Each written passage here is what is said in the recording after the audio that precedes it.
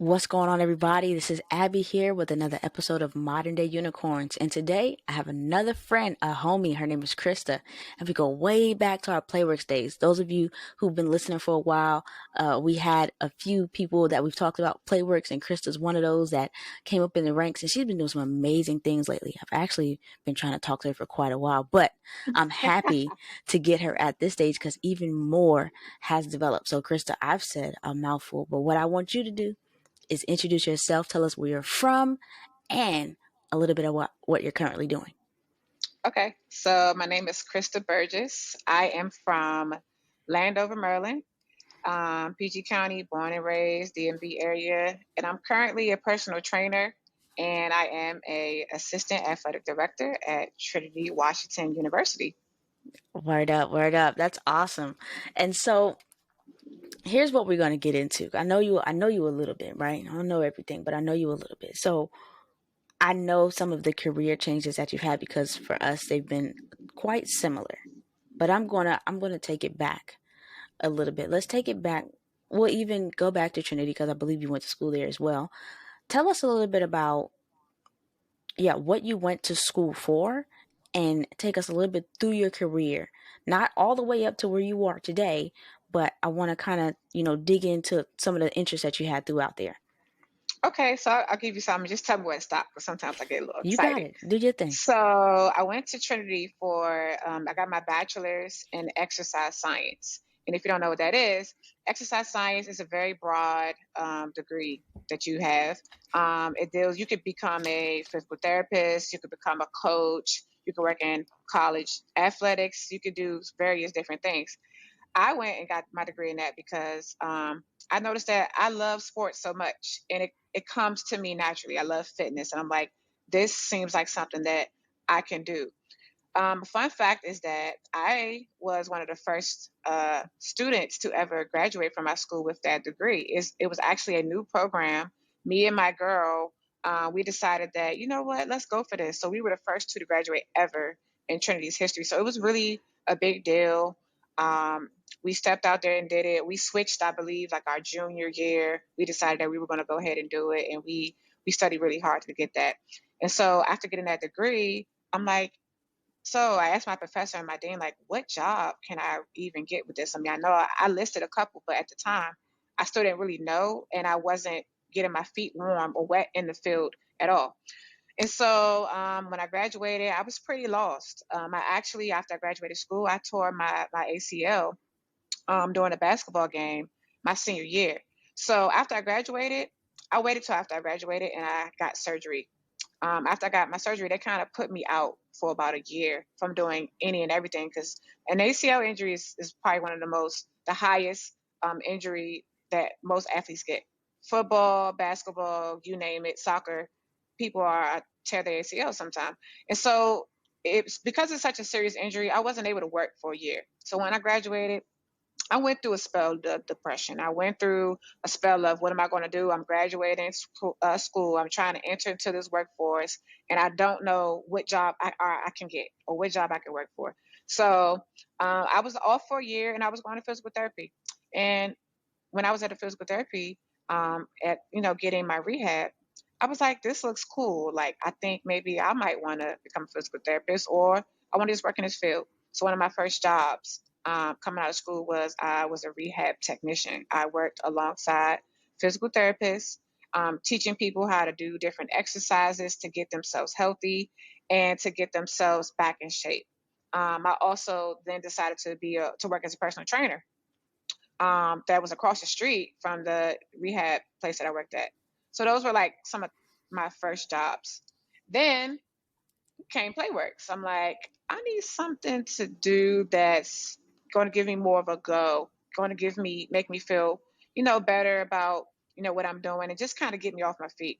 So then I reach out to my dean and I'm like, hey, I need something that's relating even more to my field and that feels like home. She's like, oh, this organization is through AmeriCorps. You should go work for them. They work with kids and schools, and it puts together play and these skills, these social emotional skills. So why don't you go ahead and do that? And I'm like, well, let me give it a try. So then I applied, and that's why I met you, Abby, A at Playwork. So it's like we literally go way back, and that I believe that was like 2014 or 15.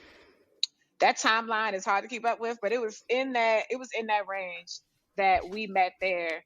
Um, and Playworks to me, working in the community, working with the kids. I mean, that's nothing but grind, sweat, blood, and tears. But it also was very fulfilling working with the kids and learning. Like, I actually went through a culture shock with Playworks, because getting back into the school system and working around kids, I had been around kids, I feel like, since I was in school. Literally, I wasn't connected with kids at all. So when I get there, I'm like, these kids are so full of life. They're smart. They're energetic. Some of them are misbehaved. Some of them are behaved. And I'm just so shocked that they know what I know.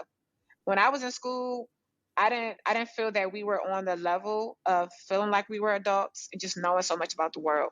I come out working in an urban area, and these kids knew just as much as what I knew. And I said, wow, like, this is such a shock. So Playworks really humbled me.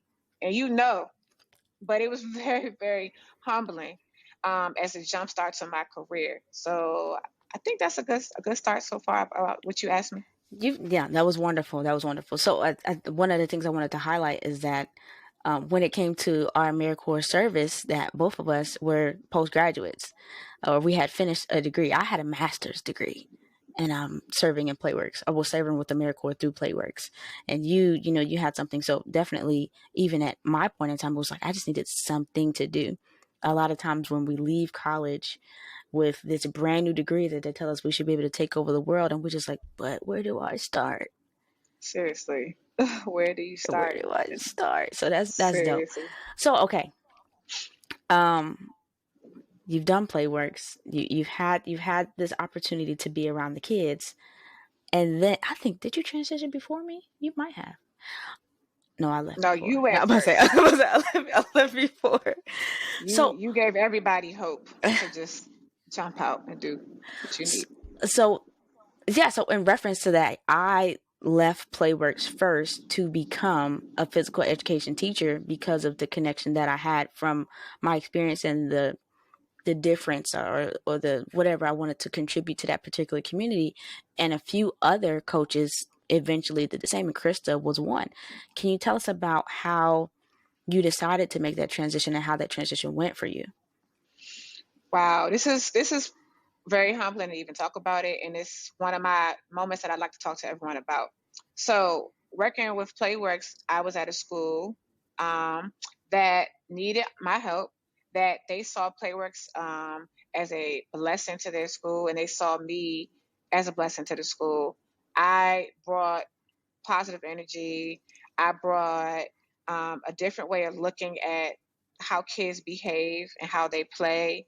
And I also believe that I was a positive light to the school staff, because my basis was with Playworks, eat healthy, work on the social emotional skills, be nice to people, treat people right. But I'm also, some of those things lie within me. And so in the school, I spread that light as well. Told the teachers, eat healthy, eat right, stay in shape. And me being a personal trainer, I was able to help them in that way too, and do fitness classes, and talk to them about different things like that. So then, after a year working, the principal came to me one day on the playground. She said, "Hey, you're really good at this. I can see you being a teacher." And I'm shocked, because I'm like, a teacher? I didn't go to school for that. Like, and never in my life did I ever say, I think when I grow up, I want to be a teacher. It was never in my plan. But apparently, people saw that in me, because I was good with the kids, and I really cared about the kids as if they were my own. So she says, I can give you a job. I can make you a teacher's aide. I think you would be awesome, and I can find a fit for you in the classroom. And if you're thinking about teaching, why don't you go ahead and get your master's degree? You can get paid really well here. It's a good job for you. I think it'd be awesome. I said, well, I don't know what you see, because this is just not in my plan. And master's degree teaching. What? I'm a personal trainer. I'm not thinking about that. This is just, how I found myself. I just found a job, and I found a job to work with kids, and I wanted to put my degree, exercise science, into play.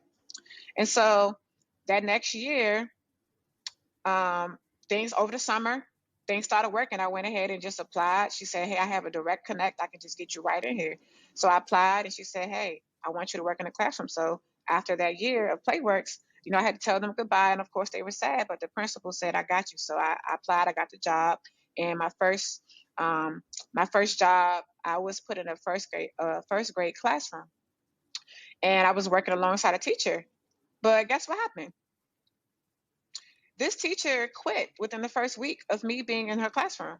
And I'm like, what?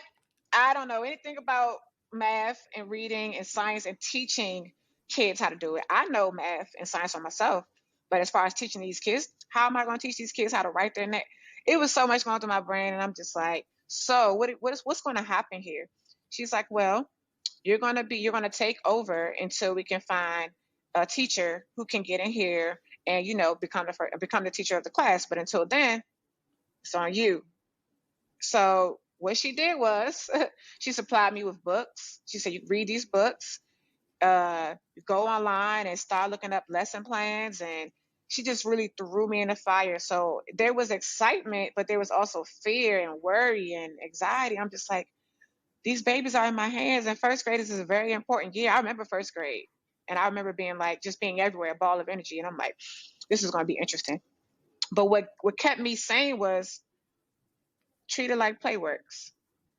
Make everything into a game, make it fun, make these kids excited to learn, and you won't have these issues. And that's what I did, along with gaining mentors in the school, being like, hey, I don't really know how to create a lesson plan in the teacher's way. I know Playworks way, but is that the same way I could do it in teaching? And so kind of just getting all of that together was a challenge.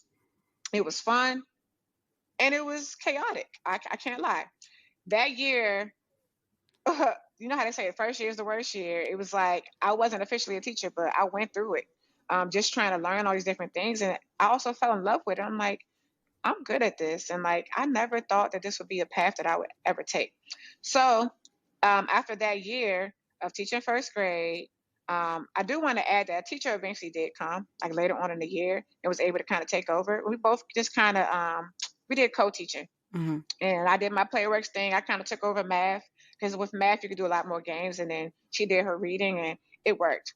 After that year, my principal said, I think that you should really apply for this master's program.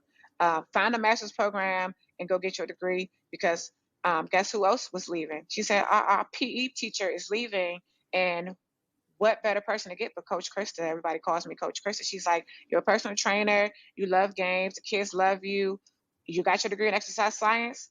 The PE teacher's leaving. I think you'd be a perfect candidate.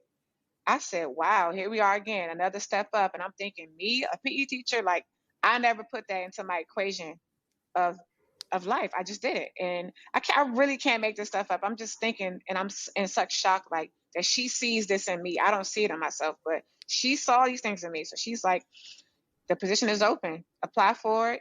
Go ahead and join. Get your go and apply for your master's degree, and I can pay you as a teacher. And until you get your credentials and all these different things, I could pay you as a teacher. And I said, wow, God is so good. I'm thinking like, so I went from Playworks to being a first grade teacher, and I'm supposed to be a teacher's aide, to now becoming a PE teacher. And I'm like, God, what are you doing? Like, I'm still in shock. I am literally in shock. And so while I am still being first grade, at the end of that year, I decided to apply for a master's program. So I applied for Grand Canyon University's Master's in Arts of Teaching program, and I did that online uh, while I was in between being a first grade teacher and becoming a PE teacher. So my program was a year and a half.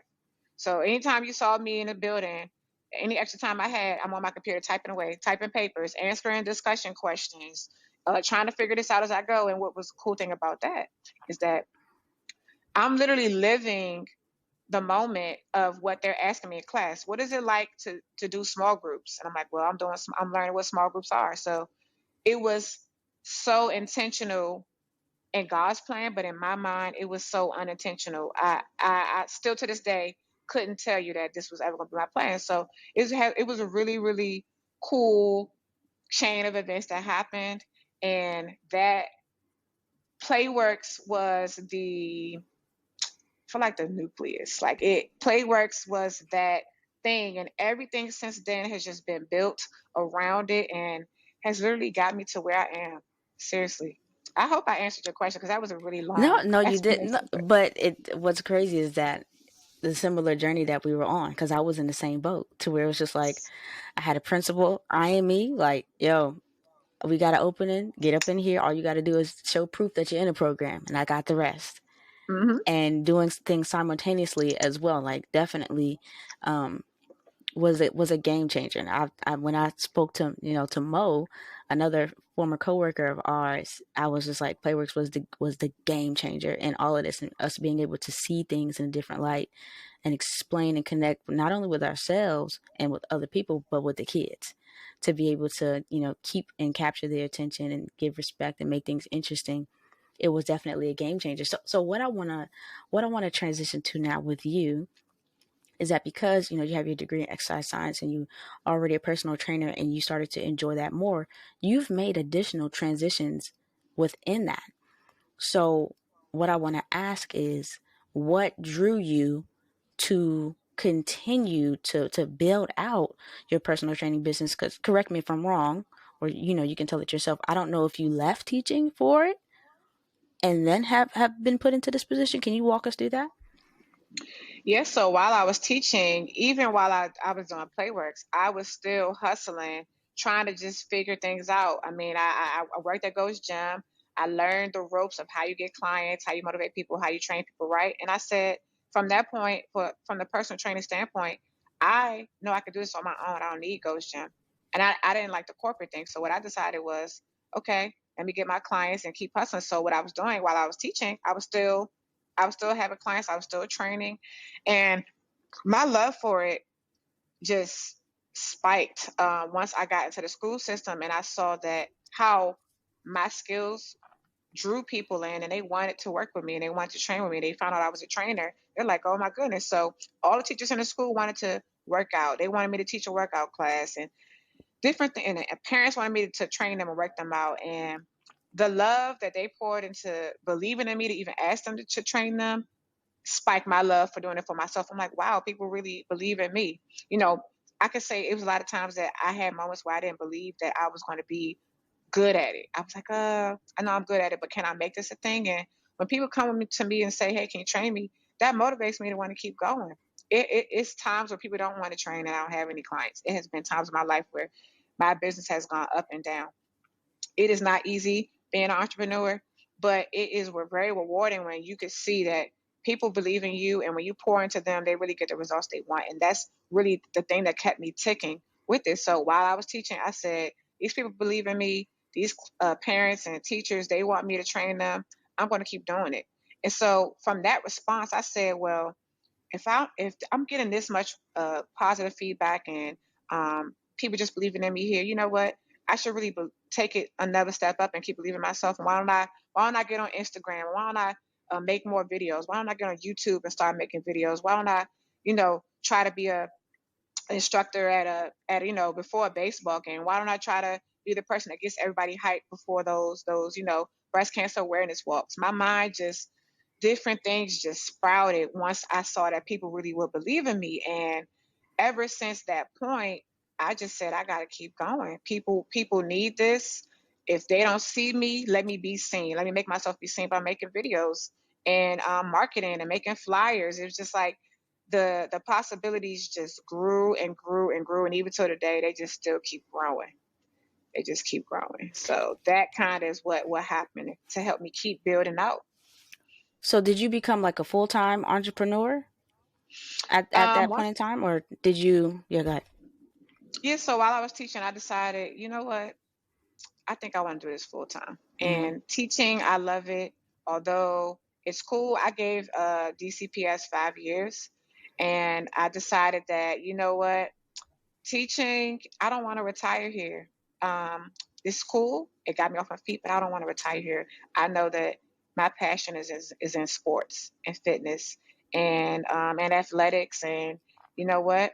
I want to help people and let me do it full time. So during COVID, here's another defining moment for my life. During COVID, when everything shut down, the gyms were still open to a certain point. And then at one point they said the gyms were closed. And it broke my heart because that's where I was training a lot of my clients in gyms.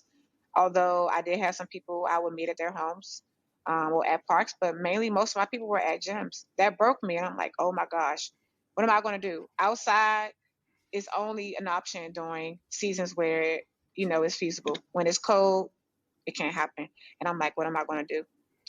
I always wanted to go virtual, but I just didn't have anything to really push me to do it at a fast pace. I just said, okay, eventually I'll do it, but maybe not at this time. So what wound up happening was when the gyms closed, I told my clients, look, y'all, I'm not gonna give up on y'all. I know y'all love to work out, and you know what? We can't let this COVID thing stop us. I said, let's just go virtual. If we got to work out on Zoom twice a day, let's do it. Let's keep it going. So they said they were with it. They believed in me. Again, that belief, when somebody believes in you and pours into you, it does something. For me personally, it's like somebody's recharging my battery or jumpstarting my car. It's like, I believe in you, Christa. It's like, I'm getting stronger. I believe in you, Christa. I'm getting stronger. Like, that's literally what it does to me. And so we went virtual, and I said, okay, this is cool. I got so many clients when I started promoting that I was going virtual, almost more than I had before I went virtual. I said, so you telling me going virtual this whole time could have took me to this level? I mean, my clientele skyrocketed. I'm talking about having 10 to 20 people, wanting to work out twice a day with me. And before that, I kept my basic 5 or, 2 to 5 consistent clients. But you're talking about going virtual. I'm having 10 to 20 consistent clients, and they're wanting to know, so what else do you do? How else do I buy into your program? What are your social media handles? It's like my Mm. following grew. People started retweeting my stuff. People started sharing my content and being like, hey, I know a trainer here. I know a trainer. And my name started being said in rooms when I wasn't even there. And so with that happening, I said, I don't need teaching because I can make this money and not have to teach and have any of that stress on me. I don't have to do something that is not truly my passion anymore. What my passion is this. And so I decided uh, after COVID that this is my hello to say, Christa, you can do it. So so that was in 2020. 2021 came around. I thought I was going to leave at the end of 2020, and I said, let me give it one more year because we stayed virtual. And I said, well, virtual teaching became a breeze. It was for me, it was a much of an easier breeze than being in person. So I said, okay, give myself one more year, go through this breeze, enjoy the virtual teaching and enjoy your virtual training. And then you know what? After this, you got to go. So yeah, that happened, and that sparked me to say, Krista, go ahead and be full time.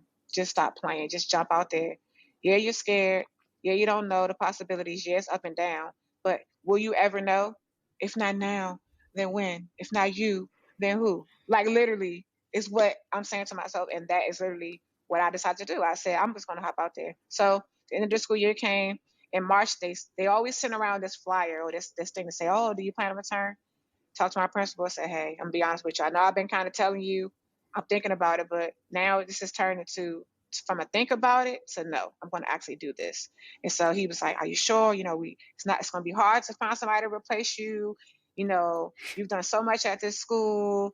At the school, I became an athletic director during my time at being a PE teacher. I led a breast cancer awareness annual walk that has been going on for 3 or 4 years now. I started a mini what do you call it, little league basketball team where during March Madness from pre-K to fifth grade they would just play each other. I taught girls on the run. I just did so much, and the principal was just laying it down like, "Are you sure?" And I'm like, "I'm sure." And so when the school year ended, it felt like I made the best decision of my life. I was like, "Deuces, I'm out of here." And I felt so relieved. And teachers would be like, are you sure you want to do that? I would have older people really question. Back in my day, we stayed we stayed in the schools. We stayed at a job for 20 years and we retired. Are you sure you want to do this? And I'm like, little do y'all know, I have been thinking about this for over 2 years. In my second year teaching, I said this is not where I'm going to retire. So I have been making this plan in my head since 2018. They didn't know that. They thought I'm just, people don't know things and they just assume, oh, you just got a wild idea, you just gonna go for it. Y'all youngins, y'all just so, I got a lot of that. And I'm not gonna lie, it did play in my mind. And when I thought about it, like even my parents, my dad would say, are you sure you want to do that? It's a lot of uncertainty. How you gonna do this? How you gonna do that? I'm like, Dad, I've been thinking about this for a while, and I'm gonna do it. And when I told him I was leaving teaching to become a full-time personal trainer, I did get the support. And when I actually did it, people commended me like, you have to be bold to do it. I said, yeah, you do. You have to be bold. And I appreciate that. So I left, and I have not looked back or felt any different about the decision I made, because it was the best decision for me. And you have to make the best decision for you. You can't allow people's opinions or worries or projections to decide what your path is going to be.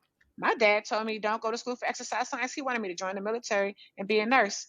If I didn't go to school for exercise science, I wouldn't have found Playworks. I wouldn't been a first grade teacher. I wouldn't be a physical education teacher. I wouldn't be happy living in my true purpose. If I live my dad's dream, or if I ever live somebody else's dream, I would never be where I am. So it just makes me feel good that I followed my path. Although I had doubts, I followed my own path, because in my heart, it's what I wanted to do. And at the end of the day, when I look back, I made a decision that I feel good about. Whether it made me go up or down, I chose it.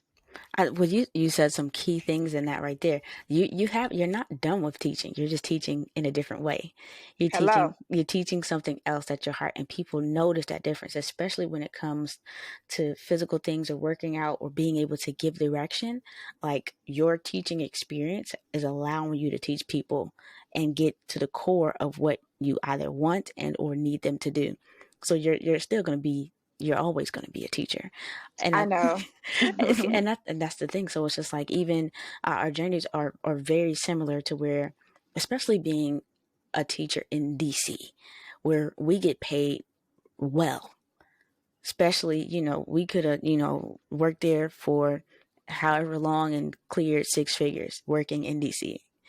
Yeah. But if it's not what I couldn't do that either. I was just like, there's something else. There's something more when it comes down to it. So I also commend you for going out there and following your heart, because one of the things for me is just like, well, I'm a certified teacher, and as long as I get my credits, I will always be a certified teacher. And if I need to go back to the gym, I'll go. If I choose, or if I go for another opportunity that I want, then you have that experience. But if you didn't have Yes. the experience of being an entrepreneur, yeah, you wouldn't have that dialogue to be able to, encourage yourself or to encourage others to say, this is what happened when I did X. There's something about being able to say what your experience was, rather than I heard, or so and so told me, or I saw, or I read. It comes out, it hits different when it's just like, oh no, I tried that and it was this, or I tried that, it was great. Right. So shout out to you for that. So in 2020, I decided that I want to do something different. I want to take this training to the next level. So one time in October, I went to go visit my family, and I went to go see my brother. And I know, I had a couple of friends down there. So my friends like, come on to this workout class, girl. I know you like to work out. I'm like, yeah, I do. So I went to the workout class, and it's this guy called. His name is Katie with the Muscle. He's a celebrity fitness trainer, and he's an awesome just person all around. And so I go to his workout class and I love it. And I'm like, you're awesome. I'm talking to him, and I'm talking to some of the girls after class, and they're like, yeah, I'm getting ready for my bodybuilding competition. And I was like, bodybuilding? Okay. I've been told my whole life, girl, you got the physique of a bodybuilder. You could be an Olympic bodybuilder, blah, blah, blah. And because I didn't think about that, and I didn't see that as something I would do, I'm like, I don't know. Don't worry about it. So the girls are talking about it, and they're like, yeah, it's this new division where, you don't have to feel like you look like a man. You still look feminine, and you could just, it's going to be fun. I'm going to look cute and all this stuff. And I'm listening to them. I'm like, that sounds like something that I think I want to try at this point in my life. I mean, I didn't made it this far, and I'm in a point where I could be, disciplined and stuff. So why not? So I talked to him. I'm like, hey, I think I'm interested in, becoming a bodybuilder. How do I go about that? And he's like, okay, I'll give you my number. We'll sit and talk about it. He's like, basically, this is how it's going to go. He's like, I'm going to give you a plan. You got to execute. I'm going to make sure you got your food that you need to eat. And then when you get in good shape, I'm going to put you in the show. So he lives in Atlanta. I'm like, okay. So I go home, I think about it. And I hit him back up in, like, let's say November, December. I'm like, hey, coach, I think I'm really, really ready to actually put this into play. He's like, okay, cool. So let's get it set up. You're going to have to get yourself a posing coach. You're gonna have to get yourself a nutritionist, and you're gonna have to train yourself really hard. Because mind you, he's in Atlanta, so he's like, our sessions are gonna have to be virtual because I'm not moving to Atlanta. I live in DC. So he sends me the plan. He's like, check in weekly, send me pictures weekly. I had to send him pictures of what my body looked like, from different angles. And he would tell me, hey, go lift more weight here, make sure you eat more there. It was the craziest, most thrilling, most dreamiest experience ever because living in it, I'm like, Christa, you're really intentionally telling yourself that you want to do this. And it's hard. I would be in the gym for 2 to 3 hours every time I went, and I had to go twice a day. It was not a joke. In the morning, I would get up about 5 a.m. and I would train myself. I would do like cardio and then some body weight exercises. Then I would train my own clients and then had the strength to go to work and work with these kids for 8 hours. And then I would come home, walk my dogs, eat, go back to the gym for another 2 or 3 hours. Sometimes I would train my clients in between that, or they would train with me. It was a hell of a ride. On top of training, I had to work with my posing coach. As a bodybuilder, you get on stage and you show off your body, but you also have to know how to pose your body so the judges can look at you and decide if you meet the qualifications. I never knew anything about a posing coach, so I have to train with her virtually as well because in my area, I didn't find anybody that I liked, and I wanted to go with the best. And the best I found was a trainer. Her name was Shan Robinson. She's a celebrity posing coach, and she was the best of the best. She danced behind Chris Brown. She was also a dancer. She danced behind Beyonce. She had this outstanding resume. I said I want to be with the best. She whipped me into shape like Michael Jackson's dad. She was serious. What are you doing? Straighten up your back. Pose like this. Hold your stomach in. She was on it, and it was a shock to me because I haven't had that type of strictness in my life at the level she was on. I mean, it was literally. I felt like Joe Jackson was in the room. And I know you've seen the movies and y'all have seen the movies. It was that serious. She did not play. She was just like, I want the best and you're gonna do it. And she treated me as if I had been doing this for 5 or 10 years. I'm like, lady, this is my first session. I don't know, ain't no, I don't know. Get to it. So I had to train 6 hours total, twice a day, 3 and 3, and then have my posing coach throughout the week. Make sure I'm eating all these meals. I had to eat 5 to 6 times a day, and it's not no just 3 meals plus a smoothie or a shake. It was 6 whole meals. I got tired of eating asparagus. I got tired of eating spinach. It was a lot. It was a lot, and but it was all worth it because at the end of the day, I got to get on stage and wear a beautiful bikini. I got to get my hair and makeup done. I love getting cute. So that was my most exciting and reason for doing it was like, you know what, at the end of the day, I get to get a picture of me on the stage looking beautiful, looking like a top celebrity model. I'm not the most girliest feminine female, but it really brought that out of me. So it was another area of a development in my life that I never knew that I would get to. I mean, I see these women on stage in these beauty pageants all the time, and this is basically a beauty pageant and fitness mixed together. You're literally Mm. you're literally showing off and showcasing your body, and it was just a really wowing moment for me. And I said, at the end of the day, I get to have this picture. I could post it on my wall, and I get to take these medals with me. I traveled to Atlanta for my first competition. I flew there. I stayed for about 3 or 4 days. I met my coach, my posing coach for the first time. I didn't even meet my posing coach in person until the day before my show because I trained virtually. A lot of people don't know that. They think I knew her, and no, I didn't know her. Only person I knew and was talking to like that was my coach. I had met him once in October. Second time I met with him was before my show. So it was quite an interesting relationship and dynamic. A lot of it was me working and training myself. Typically, people have their coach behind them yelling, you could do it, lift more weights. I didn't have that. Me being a personal trainer, it did help, but I had my challenging moments because I had to get in there and force myself to work out, and it was really hard for me. I'm like, I work out all the time, but this is next level. I mean, seriously, the hours I had to spend in that gym, I began to sometimes say, I don't want to do this. I love working out, but I don't want to do this. I'm tired. My body's sore, my mind is exhausted. It was one point where I couldn't have carbs. When you don't have carbs, sometimes in your body, it can literally take you there. Mentally, I was getting exhausted, irritable. Um, you don't have a lot of free time to go play. You can't drink. You can't eat out. I would get a cheat meal once a week, and my cheat meal was normally a turkey burger with fries, or sometimes he would say, when I got really when my body started really snapping into shape, one day he told me, you can go to IHOP and get a stack of pancakes. And I lit up like a child in a candy store, because you cannot have these foods that you're used to having. And I don't even eat that bad. Being a health conscious person, I don't really eat bad or eat out too much. And when I would eat out, it'd be healthy choices. But when he told me I could eat out, I would just get so excited. It's like the things like that you couldn't have. It's like, wow, it just made you want to have everything you couldn't have. It was the most beautiful experience. My first show, I went to Atlanta, and I was able to place third for my first show. My goal, I set out for myself, is just do it, have fun, look cute. Literally, do it, have fun, look cute, check it off your bucket list. Like, I didn't plan a place. I didn't care the place. I said, do it for you. I got on that stage. I placed third. I was so amazed. Third place sounds like, it could sound horrible with some people, but the fact that I placed and that I wasn't trying to place, I found it to be so amazing. It was one of the most beautiful experiences ever. And then I decided to do another show the next month in South Carolina, and I also placed there. I got fifth in one competition and third in another. I didn't say which division I do. Bodybuilding, there's various divisions. You could do physique, you could do women's fitness, you could do bikini, and a newer division is women's wellness.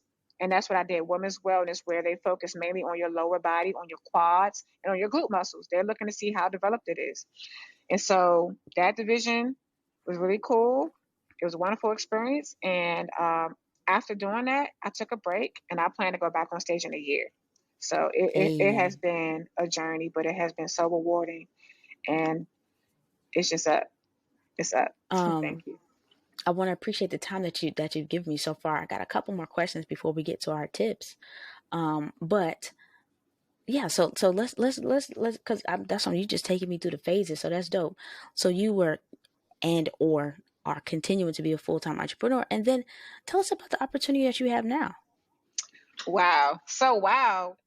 I wanna I wanna get you in between the time of me leaving teaching to now, literally. So I left and I said, I'm just gonna skyrocket on my business. I'm just gonna focus on my business, but I also know that I need some type of consistent income, because as an entrepreneur, it's hard. Some days you don't know where you get your money from. Some days you don't know if you're gonna eat a peanut butter and jelly sandwich or if you can have Chipotle.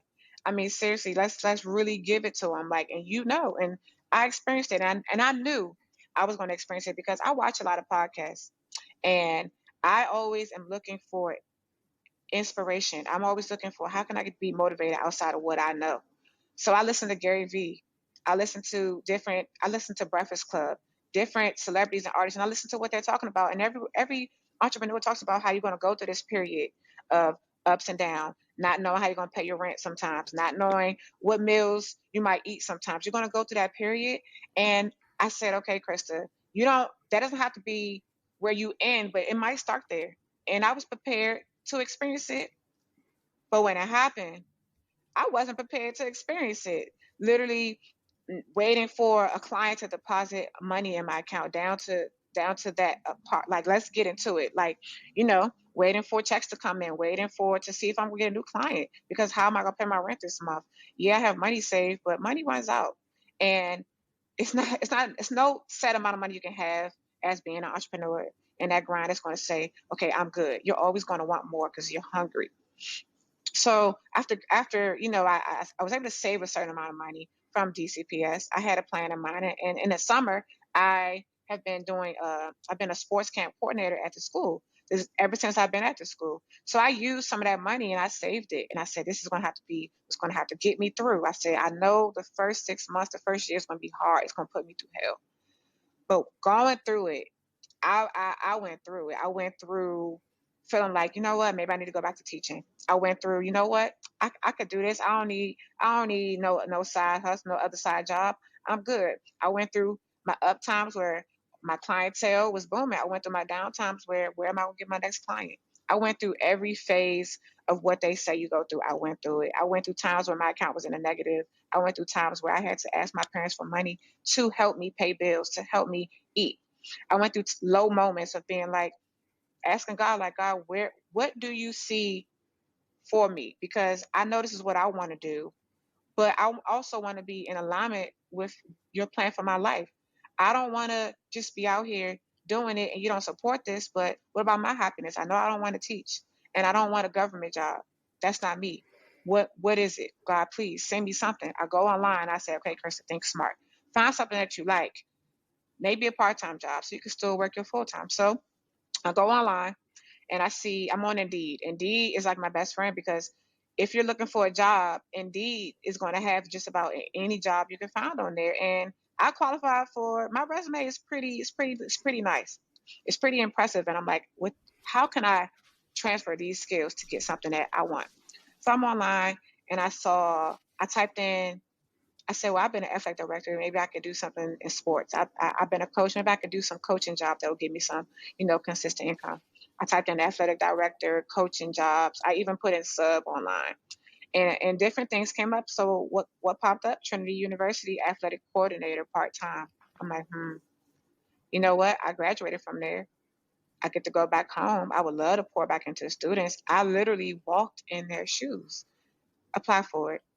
I applied for the job. I'm like, I don't know if I'm gonna hear anything back, but I just want to apply. I applied for that.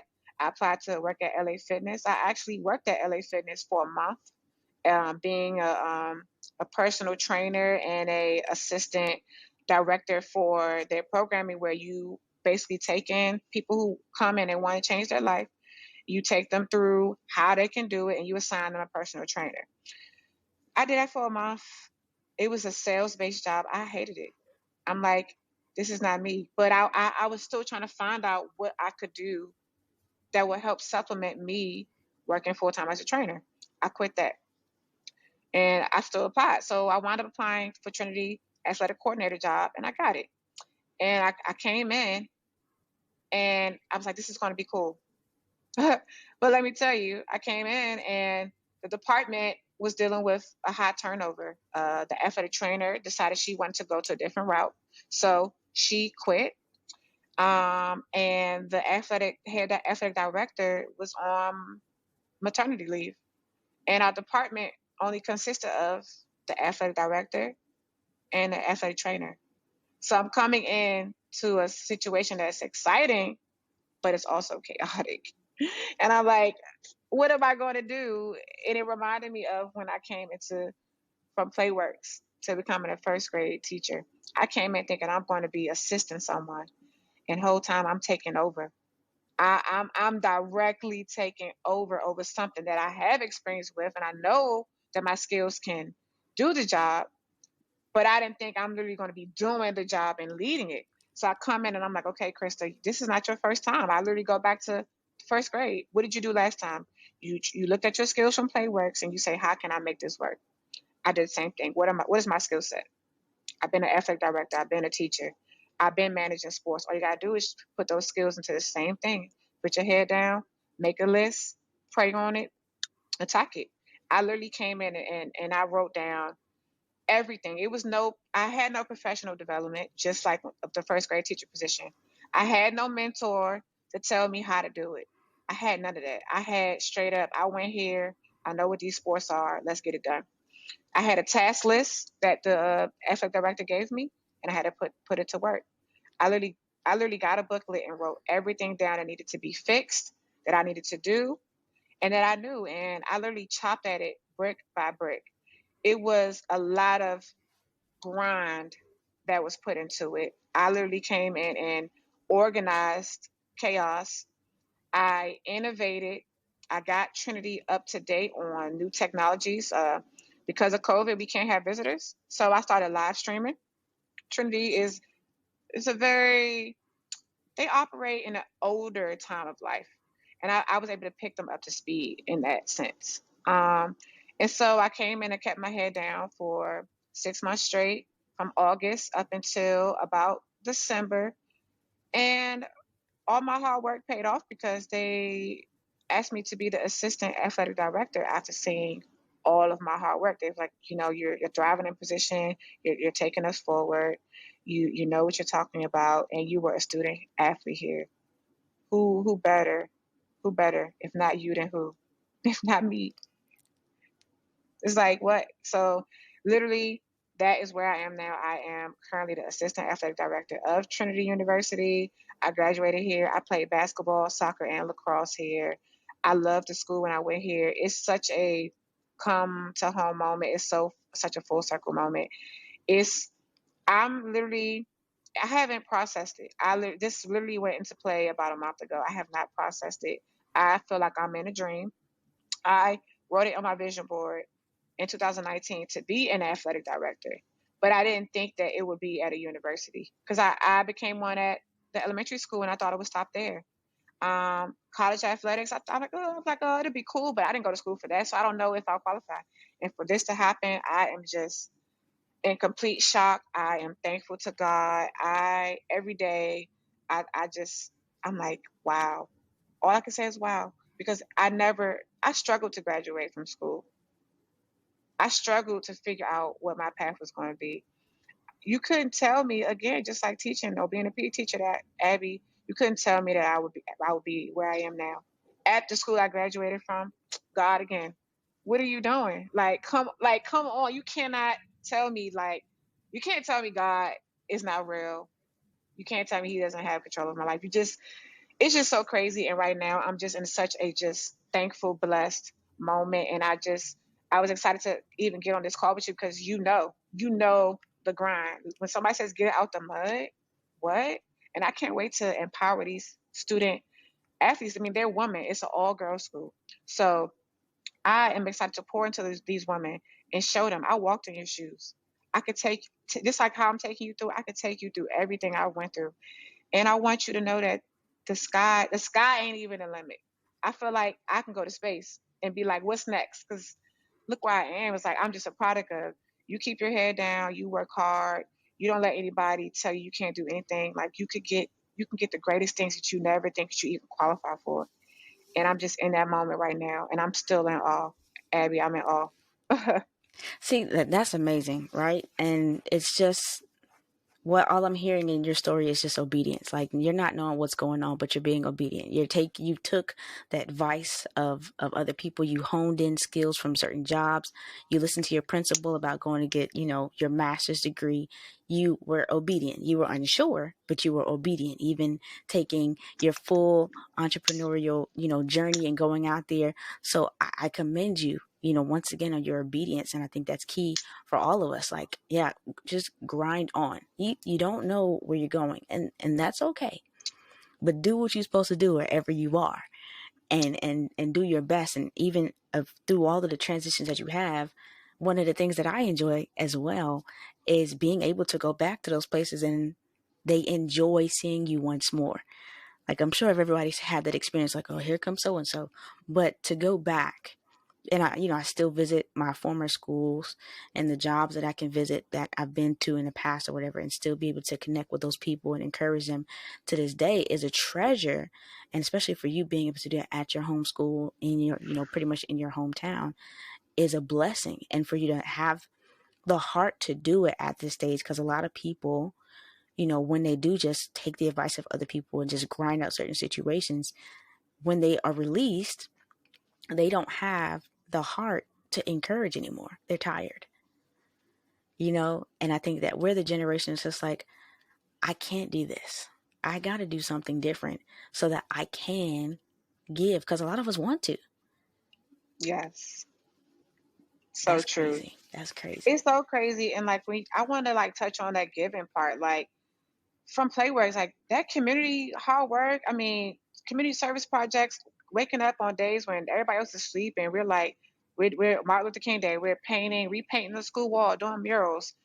I remember going to I think it was like the Good City of Hope, and we had to sort through bags of clothes to give to the homeless, just different stuff like that. It's just like that community and helping the community is like here. It's in your heart. And it's just like, I feel like this is more than a job. It's like I get to really empower athletes that are women from a place that I went to. I didn't even want to come into school. I'm gonna be honest. My mom wanted me to come here because my sister went here and she felt that it would be a good place for me. And I didn't see what my mom saw. And I'm so glad she saw what I didn't see because I wanted to go to North Carolina Central. I want to go out of state. All my friends were going out of state. I'm like, ooh, you look forward to when we go to college, I get to go away and be myself and grow as a woman. My mom was like, no, stay here. It'd be best for you. Small school, perfect for you. And I just didn't see it. And I'm so blessed that she saw what she saw because I got on her about it and I got upset with her. And I cried because I wanted to go to a different school. But had I chose a different path and not done the things that she, sought out for me, I wouldn't be here. Even being younger, like I was a Girl Scout. So community service, it's just been in my blood. My Shout out to grandmother, Girl Scouts. yes. Were you a Girl Scout too? I wasn't, but shout out to Girl Scouts. The cookies. That's so funny. I mean, my grandmother was big in her community. It's like everybody around me had that type of, gift giving love in their heart. And I'm just thinking like every job that I do, I want it to feel heartfelt because if I don't have a job like that, I don't feel motivated. And I'm going to tell you another thing.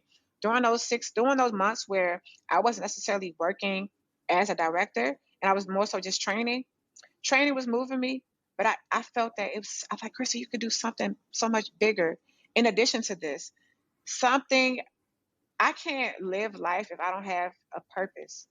Without having a purpose, I feel depressed. I feel low. I don't feel like, why am I here? I literally went through that. I went through those emotions, and I think it's important that people know it because when you don't have a purpose and you can't find a purpose, it makes you just feel stagnant. And at one Mm. point, I did feel stagnant. I said, yeah, it's meant for me to do personal training.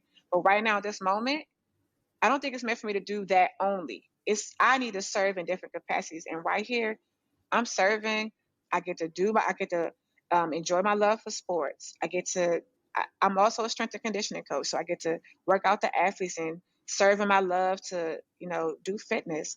And I get to pour into these children and tell them, like, I mean, young adults, I should call them, not children, but I get to pour into them. They said we And I getting love it. older. Don't it feel weird? I know. We I'm like, oh like, my God. I was walking in here and ladies said, hi, what are you studying? And I said, I know I look like a student. I'm 30 years old, but I look like I'm 16. You know it, Abby. We're short, we're young, we're full of life, and people think we're still young. And it's so funny. She said, what are you studying here? I said, actually, I'm the new assistant athletic director. She said, oh my goodness. And she wound up being a teacher too and talking to me about her, she retired as a principal. She was an older lady, but it's just so funny how just all this just comes together. I hope that when someone sees this or hears this, I hope that they could be motivated and inspired. I hope it even inspires and motivates you to just keep going. I see you like doing your thing and like that's inspiring too. Like seeing you really since I met you, you put your all in everything you do. If Abby doesn't do anything else, I mean you make these beautiful slides. You put animation to it, you put videos to it, you give your all. And I'm like, I aspire to be on that level of detail and just care. I mean, the time it takes to do those things, I don't think people think about it. All they see is the product, like, wow, she's talented. It took hours to come up with this 30-second clip. I skipped my lunch to, it's just so many different things that I see you do. And I'm just proud of you and your journey because, like you say, it's very similar. And like, we are here now thriving. And I think looking back to our playwork self, I can't tell you that that we would even look and see that we would be here now. Because back then I was totally different. I was a different woman. I was still growing, still lost, trying to find my way. And now that I have found my way in my path, I'm not stopping. mm, I am not stopping. And I pray you don't stop either. Like keep going, man. I appreciate you. I appreciate you so much for the time and the wisdom. Of course, I say this is what motivates me to keep having these conversations because everything I absorb encouragement and energy from each person that I talk to and learning more about their story. Like there's things that I learned about you today. I'm just like, oh, what? That's dope. But with the time that we have left, I want to make sure before you go that we get 3 more tips out of you. I think I didn't squeeze the sponge, but I feel like you got some more in there. So please share with us 3 tips that you would just give anybody in this journey of life, however you want to spin it. Okay, 3 tips. Number 1, give it your all and have a plan. Like that goes in one. That's one together. Give it your all and have a plan. Anything you do, go all the way. If you want to be a bus driver, you better drive that bus. Drive that bus. You're going to get rewarded. People's going to see it. If your job doesn't reward you, people who see you driving that bus every day, somebody's going to reward you and see what you're doing.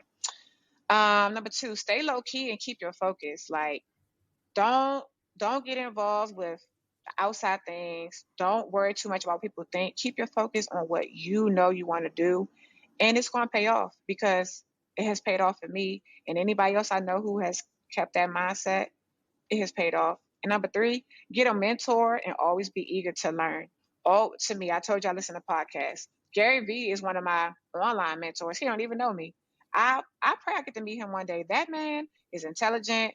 He predicts the future of just he watches different trends and he predicts the future. And he makes his predictions aren't always right, but he's so accurate on what he thinks is going to happen. Finding somebody who is like that, or finding somebody who is intelligent and knowledgeable and excited about life, that will help you feel motivated when you don't have a motivation inside yourself. And having that mentor and being eager to learn is always going to have you being having access to opportunities that you don't even know you can have because you're eager to learn. You learn this and then you bring it up in a conversation. Somebody might be like, you know what? I think you'll fit here. You know what? I think you should go read this book. I think, you know what? You should come to this conference. It's limitless when you are like that. And those are the three things that I would definitely want to leave people with is just always do those different things. It's so important. That's So amazing. important. Thank you so much for sharing. Now, can you please share all of your virtual places and spaces that people can go to get, more tips from you, maybe even some training advice or even support you? Can you let us know where we can find you? Yes, so my website is www.risingstarsfitness.com. That is my personal trainer website. I have my services on there. I love taking photos. That's one of my hobbies. So I have my different photo shoots on there from when I started taking pictures to now. You can find me there. You can follow me on Instagram at Rising Stars Fitness. That is Rising RISING Stars Fitness. You can follow me on there. My YouTube is, it's not up to par. But if you do want to see me in action, my YouTube is also Rising Stars Fitness, the same as my Instagram handle. And you can follow me there. My Instagram, in my description, you can click on my website right there. It'll take you right to what you want to see. You can see what I'm doing, what I'm up to, and how I'm living. So yeah. Hey, well, Christa, listen, I am so proud of you. You are killing the game and you are being a super inspiration to your peers and maybe even people older and younger than you. I want you to keep grinding, keep sharing, keep loving, I've been very inactive since I left my gym. So I need to go and look at some of your stuff so I can get back in some sort of shape. But either way, I'm happy that I have a resource to be able to reconnect with that information. Congratulations to you, and keep up the good work. We want to thank you so much for listening or watching our episode of Modern Day Unicorns today. And I encourage you to go follow and support Christa on all of the channels that she's given. She's a wonderful individual. Once again, if you know anybody that's a unicorn or you're a unicorn yourself, I love to continue to have these conversations with you amazing individuals. So until next time, make sure you go ahead and you can like and share and subscribe, all that good stuff. Share this episode with somebody who needs some encouragement today, and we'll see you next time. Yeah, see y'all.